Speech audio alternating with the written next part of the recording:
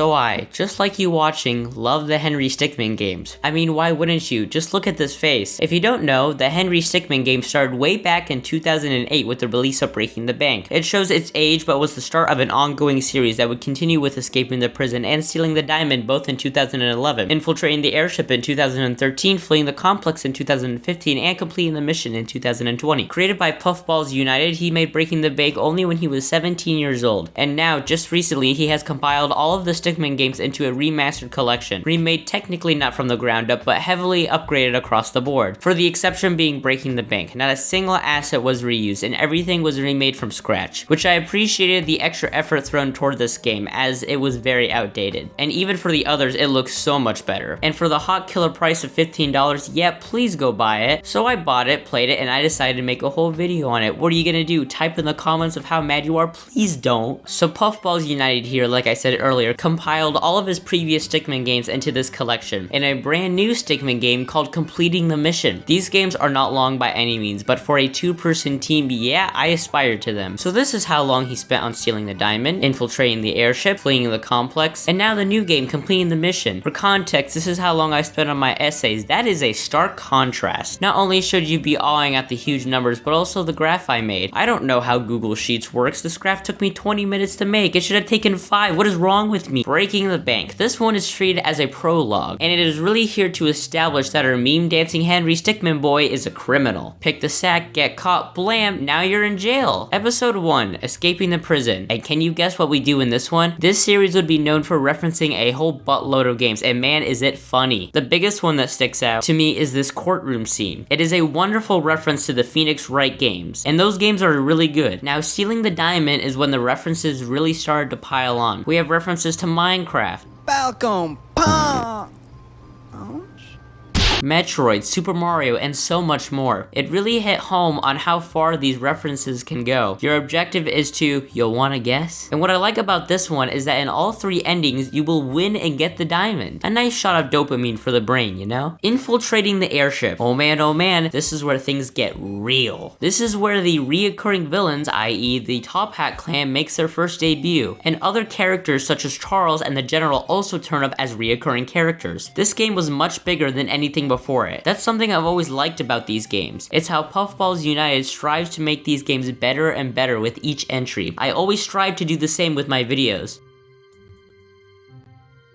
Lie detectors are inaccurate anyways. I appreciated this game for establishing continuity and reoccurring characters, and of course with it just being bigger warrants more opportunities for funny jokes. And I know I haven't really mentioned it quite yet, but these games and its writing is sublime. I kill for some clever writing and jokes, and except for maybe Paper Mario, I simply haven't played a whole lot of funny games. Not to say a game has to be funny, as comedy in a video game can be tough stuff. However, the writing here though is some really creative out-of-the-box thinking. Obviously, the references are back. We have the Power Glove, Earthbound, and so much more. I even think the non-references are creative as well. Here is a really good example, the gravity bubble. Charles looks at his button and it says up or down. Now to us, the player, we are immediately thinking to press up, as to lift you up. And we don't know why Charles here is hesitating. He presses one of the buttons, we don't know which one, and then we see Henry's body colliding very vigorously onto the ground, with the line, quote, so wait, does up increase gravity or lift you up in the air? This whole setup subverts expectations on the player, as there was close to no way to predict it, with a funny and clever outcome. And oh man, speaking of Charles, everyone loves Charles, and why wouldn't you? So quirky, how could you not love him? And plus, this happens.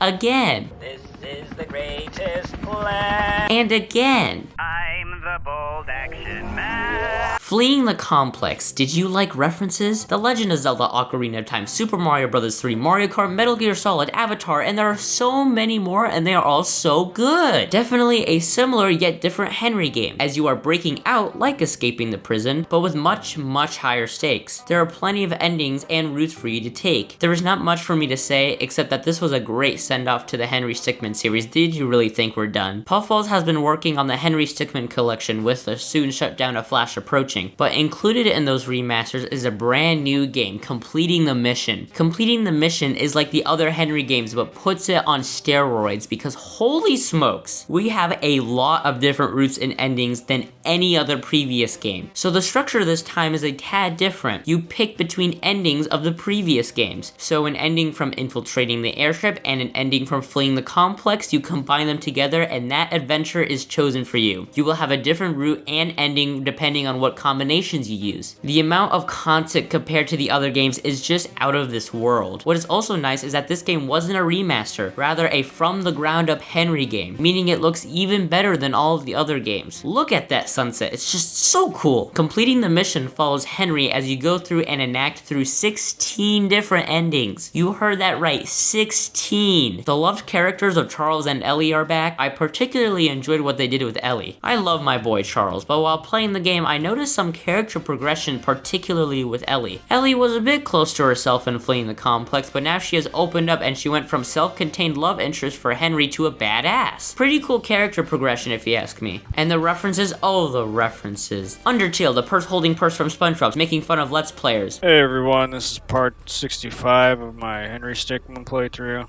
Today I'm going to be doing the part with the tank. But before I get started, I just want to thank my sponsor, Tank. Make sure you watch till the end of the video. I'm doing a special giveaway at the end. Is that a Paper Mario the 1,000-Year Door reference I see? More Minecraft, Distraction Dance on steroids. Oh! Puffballs even has a callback to his very first game that came out way before Henry called Crossing the Pit in 2007. And look where Puffballs is now. But this is it. This is the greatest Henry Stickmin game by far. It is just so fun to see what Henry is up to after a long 5-year hiatus. No! No! No! No! No! No! What?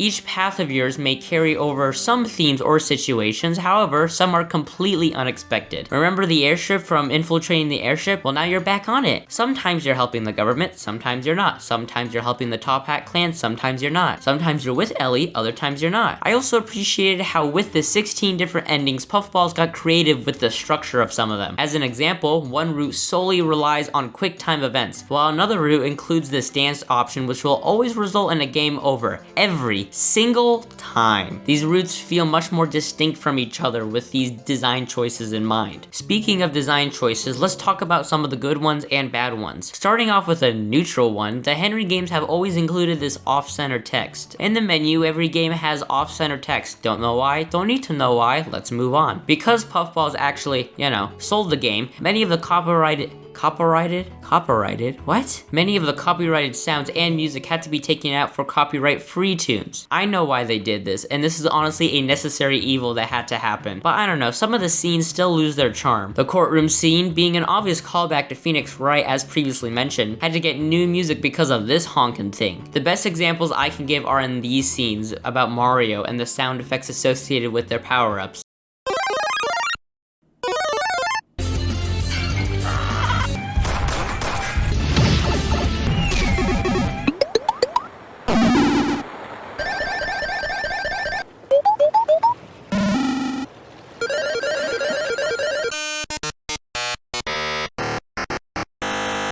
The sounds just feel off, and that's mainly because our brains are wired to hear the original tune. We are much more aware of any audio distortions in music than visual, and this is a good example for why. Even the fail text screen just looks different enough to where the sound effects and visuals associated with them almost at times look too detailed. You could argue I'm nitpicking beyond the belief, and you are absolutely right. But even with some of the charm being lacked, this game compensates with more charm. When you loom over an option, a little animation and sound effect plays over it. The little moments between characters like Charles, Ellie, Henry, and the Top Hat clan are all lovable in their own right. The likability of Henry in the game is rivaled with even AAA games. I love how a little scrappy stick figure character can generate a widespread meme so quickly all about a dance. When the most popular games right now are beans toppling over each other, astronauts waltzing around a spaceship with a killer, and a stick figure with a meme-tastic dance, guys, what are we doing? One more choice the devs made really was a nice one, Unlockables and Achievements. achievements. See, many games nowadays don't even bother with these things, and even if they do, they are shoehorned in and are not in any way given love. Here though, we have unlockable bios for every character in each game, with a photo and a description. This is a really simple yet effective way to add world building to the game, and it's also fun to go out of your way to nab every character in each game. Then we have all the achievements that are actual achievements that you have to go out of your way to find. Some are obtaining a specific ending, pretty simple, but some are also clicking on the sun to ultimately kill Henry. That is a cool reference. Others are fun references like Super Smash Bros. Brawl and the random tripping in that game. Some really neat additions that I'm happy that these indie developers are able to step up and incorporate, unlike many of the AAA developers that don't incorporate these features today. The Henry Stickmin collection, is it good? Yes, absolutely. The remastering of all of the games is an amazing addition to have. The new completing the mission is already worth the price tag the game has, as it is the biggest and best Henry game with its diverse endings and paths to choose from. The core gameplay has stayed the same throughout these entries with very little change in it. The visuals have been given a considerable upgrade with brand new assets, animations, backgrounds, the works. Henry, Charles, etc. are all wonderfully likable characters that I as a player actually cared about. The writing and comedic setups are the highlight of the game, as the creative juices and comedy gold writing is out of this world. The game's consistent references to other media always struck a chord with me, as many references were completely unexpected and ended up putting a smile on my face the whole time while playing the game. The game, even with its upgrades, has a couple of downfalls. The audio, while always nice to have some new tracks specifically designed for the game, can lack some of the oomph of the original. The Henry Stickmin collection is one you cannot go wrong with, as its easy accessibility and charm is its greatest strength. Puffballs has also crafted another very popular game right now, Among Us, a town/mafia game where a couple of people are the imposter and it's up to the team to figure out who are the imposters/killers. If this sounds much more appealing than Henry, it is $5 on Steam, and even better, it's free on mobile. I would highly recommend it. Among Us is chaotic fun and makes you hate all of your friends afterwards. I totally get it if the Henry Stickmin gameplay isn't for everyone. It definitely sticks to its original Flash roots, but I think that what makes it so special. Flash games are so nostalgic for people because it was so accessible to so many kinds of people. You didn't need some $2,000 PC to play the Henry Stickmin games. All you needed was Google Chrome and you were enjoying a great experience. I really admire Puffballs and his work. He has truly created something special that is held in the hearts of many. And that was my review of the Henry Stickmin collection. This is week 1 of Danerade month. Next week's topic will be on Are You Serious?